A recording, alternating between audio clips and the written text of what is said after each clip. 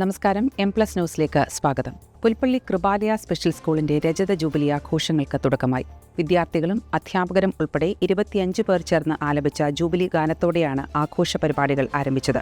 Jubilee ആഘോഷ പരിപാടികളുടെ ഉദ്ഘാടനവും ജൂബിലി തിരിതെളിയിക്കലും ലോഗോ പ്രകാശനവും പുൽപ്പള്ളി തിരുഹൃദയ ദേവാലയ വികാരി ഫാദർ ജോഷി നിർവഹിച്ചു. മുള്ളൻകൊല്ലി ഫൊറോന വികാരി ഫാദർ ജോർജ് ആലൂക്ക അനുഗ്രഹ പ്രഭാഷണം നടത്തി. SABS Mananthavady province mother provincial doctor Pauline Mugala അധ്യക്ഷത വഹിച്ചു. സിസ്റ്റർ ആൻസ് മരിയ ആമുഖ പ്രഭാഷണം നടത്തി. വിദ്യാലയത്തിലെ ആദ്യകാല കുട്ടികൾക്ക് ചടങ്ങിൽ ഫലവൃക്ഷ തൈകൾ വിതരണം ചെയ്തു.